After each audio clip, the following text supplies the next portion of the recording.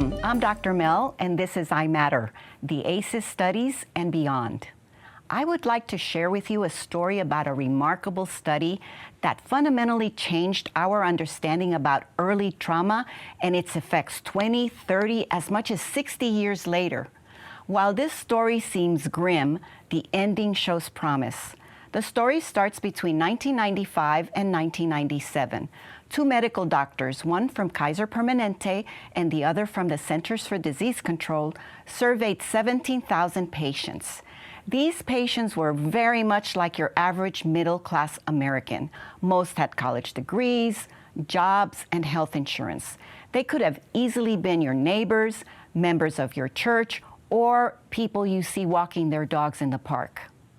Dr. Bob Anda and Dr. Vince Cadelli wondered why many of their patients who showed improved health often reverted to unhealthy behaviors.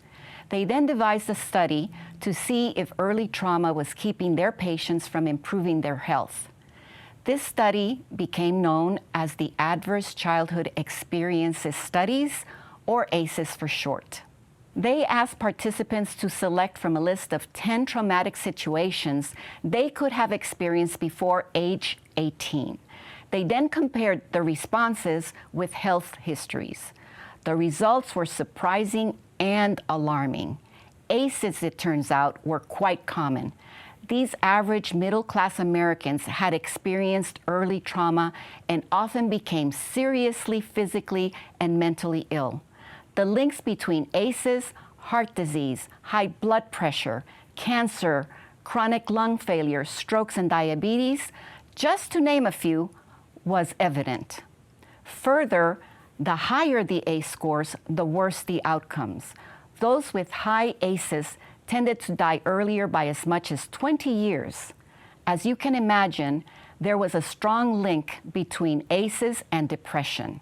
This meant that adults with even low ACEs showed an increased risk in considering, attempting, and committing suicide.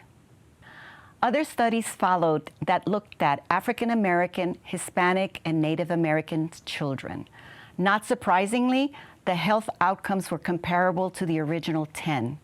Children were developing serious asthma, limited growth, failure to thrive, depression, and aggressiveness due to chronic trauma. Like the original ACE study, higher ACEs meant worse outcomes.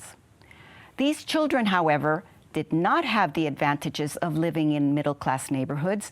They did not have easy access to medical facilities, dental care, or healthy foods. This led to the question then, what about community and environmental sources of trauma, such as witnessing violence, living in dangerous neighborhoods, experiencing racism, living in foster care, being subjected to bullying, and living in poverty? It was not surprising that children from low-income households were exposed disproportionately to the original 10 ACEs, but also experienced community-based trauma. Again, this meant worse medical and psychological outcomes. So what about ACEs in marginalized communities and groups? The Center for Child Counseling concluded that children of different races and ethnicities in the U.S. experienced even more ACEs than other children. African American children were the most at risk of experiencing ACEs, followed by Hispanic children, then Native American children. So what about ACEs plus historical intergenerational trauma? It seems the effect of early trauma can be passed on from one generation to the other. How is this possible?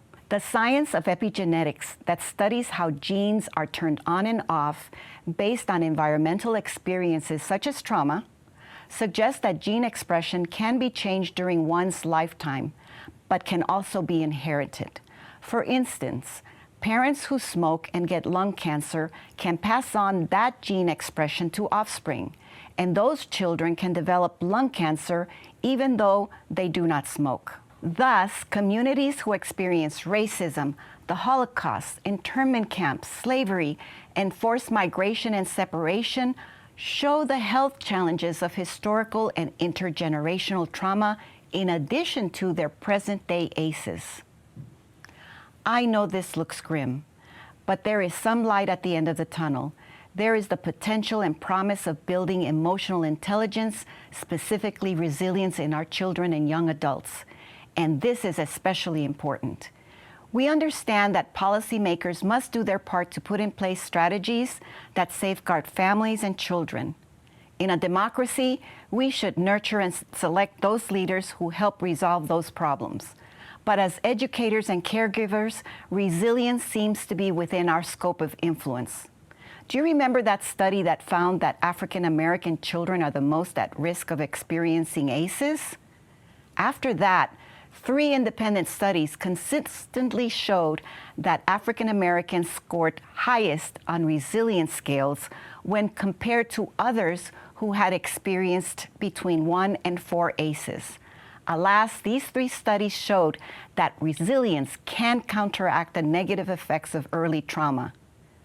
Resilience, the ability to bounce back from difficulty, takes brains, heart, and courage. The African American community shows their resilience daily. We can learn from them, and it would benefit all of us. Summarizing, ACEs are common among average college-educated Americans, often lead to serious health and psychological challenges. The more ACEs, the worse the outcomes. Add community trauma, poverty, intergenerational and historic trauma and grief, and we realize how steep that mountain is from children from ethnically different communities and marginalized groups. But African American children who have developed resilience can show us as educators and caregivers what to do to further support and nurture emotional intelligence in all of our children. I see this as part of the work that we will be doing here today. Therefore, I ask you, I ask everyone, what can we do to nurture and build resilience? And that is the question for us today. Thank you.